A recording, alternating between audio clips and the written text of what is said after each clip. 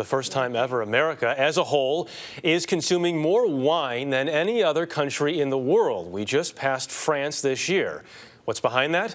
Smarter consumers, a go-local approach, and more daring entrepreneurs. We visited one in upstate New York.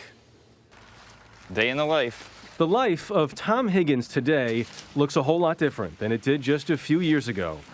He was in the tech industry, working in New York City. Pages at 3 o'clock in the morning and constantly having to turn around and follow up looking at servers. At the end of the day, we really needed to pursue the seed inside of you, the passion, the energy. So in 2006, Tom moved 4 hours north to rural upstate New York and bet the farm. He opened a small winery. Those are Pinot Noir grapes, but they're in their infancy right now. Today, he's his own boss and his company's only full-time worker. It's much more relaxing, and I think I see the fruits of my labor in the long run. You literally get to taste the fruits of your labor. Absolutely, yes. Tom and his wife Susan are a new kind of American wine producer, not bound by old family tradition, not just harvesting the same old wine regions. We retain about half the stems. And in the process, helping to propel wine consumption in America to record levels. We're definitely much more involved in the wine business, both as a producer and as a consumer country, than we ever were before. For the first time ever, the U.S. is drinking more wine than any other country in the world, more than even the classic connoisseurs, the French. Why?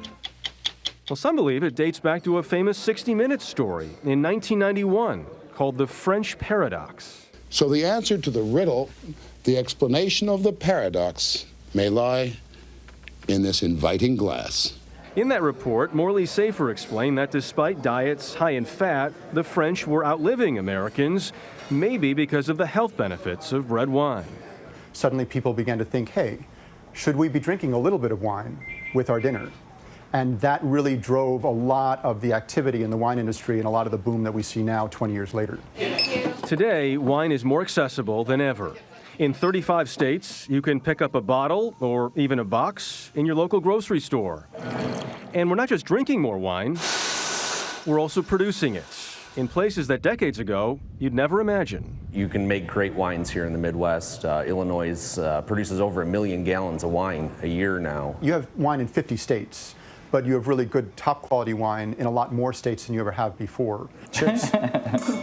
In New York, Tom Higgins has only been selling wine for 3 years. So now this is leaving all the stems intact. Focusing on the most fickle grape at that, Pinot Noir.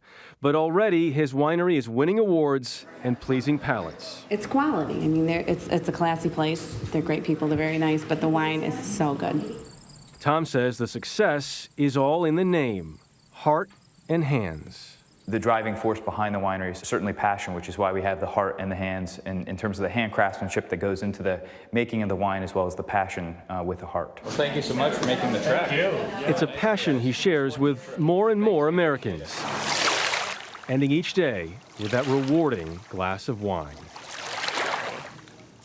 And because we do research here, we get involved. You have to get involved in the stories, right? We have actually 2 wines from Heart and Hands here this morning, which I brought for you. This is the award-winning Pinot Noir? This is the Barrel Reserve Pinot Noir, okay. Right, which has been, honestly, smells fantastic. It does and the smell minute they set the fantastic glass down, I've been dying to try it because it smells Okay, well then dig delicious. in. So by the way, the nose, I have my tasting notes here because my palate is weak at best. Hints of pomegranate, berry, cloves, spice, tempting the senses. I taste a little spice. Do you like that? Am I Right. selling it? Am I selling it? Chef Glor.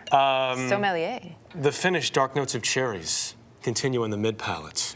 This would be fine with hearty beef stews or grilled steaks. Yes, indeed. It's really delicious. Isn't I love good? it.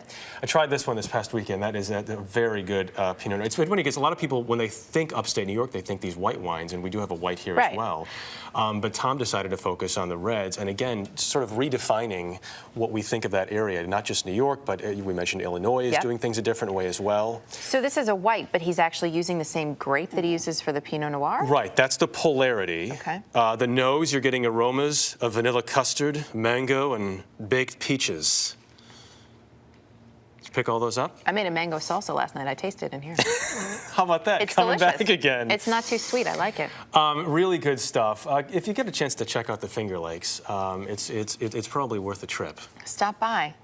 Visit Tom. For the views, for the wine, for everything else. Cheers. We'll drink to that. Yes. Just ahead. Cheers.